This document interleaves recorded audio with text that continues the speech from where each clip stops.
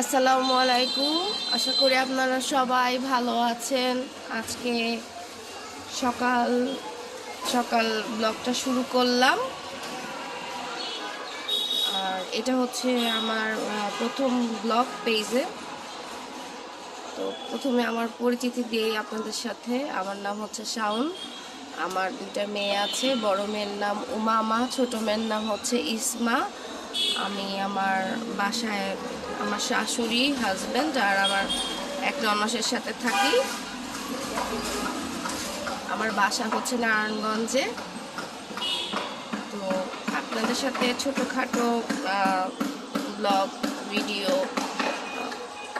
বিভিন্ন ধরনের ভিডিও, যেমন কেনাকাটার ভিডিও, আমার সাংসারিক টুকিটাকি ভিডিও, এগুলি শেয়ার করার জন্য আসলে পেজটা খোলা।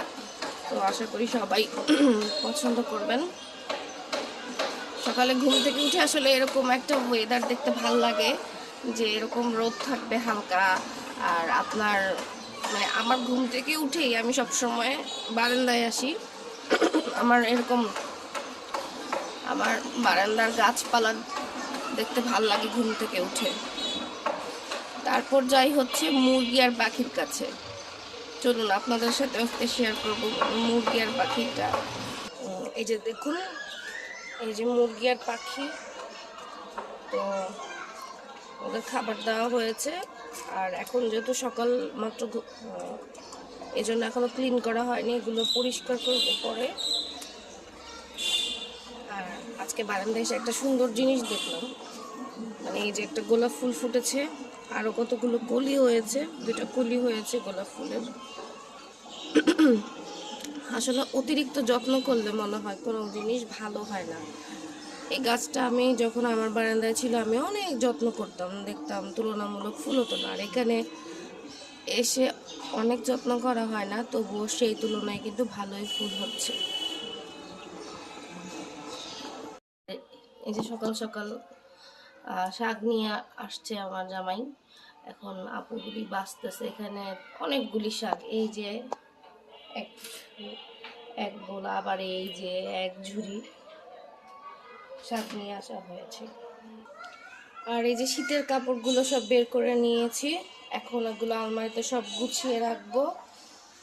আমাদের নাস্তা খাওয়া হয়ে গিয়েছে সবার, আর ঘর বাড়ি টোটালি মানে গোছানো হয়ে গিয়েছে। শাক বাছা শেষ করলে আপু এখন রান্না বান্নার জন্য সবার মানে রান্না বান্না শুরু করার জন্য ব্যবস্থা করা হবে। এখন কাপড়গুলি গুছিয়ে রাখবো। আর আপনাদের সাথে একটা মজার জিনিস শেয়ার করব একটু পর।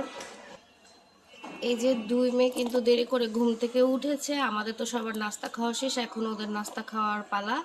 তো আমাদের কোয়েল পাখি যেহেতু ডিম দেয়, সেহেতু এই যে কোয়েল পাখির ডিম আর মুরগির ডিম মিলিয়ে দুজনকে নাস্তা দিব। একজনকে দিব কোয়েল পাখির ডিম, একজনকে দিব মুরগির ডিম। কারণ হচ্ছে কোয়েল পাখি একটা ডিম দিচ্ছে তো, আর সবগুলো এখনও ডিম দেওয়া শুরু করেনি, তাই 3টা ডিম হয়েছে। তাই 3টা ডিম একজনকে দিব, আরেকজনকে মুরগির ডিম দিব। যেহেতু কোয়েল পাখির 3টা ডিমের সমান নাকি একটা মুরগির ডিমের সমান, তার জন্য। তো আজকে আর বেশি বড় না করি ভিডিওটা, আপনাদের সাথে আজকে এই পর্যন্ত এই ভিডিওটা থাক। নেক্সট ভিডিও নিয়ে আবার হাজির হয়ে যাব। প্রথম দিন এত বড় ভিডিও করতে যাচ্ছি না, তার জন্য আজকে এখানেই শেষ করছি। ইনশাল্লাহ আবার কালকে দেখা হবে। আসসালামু আলাইকুম।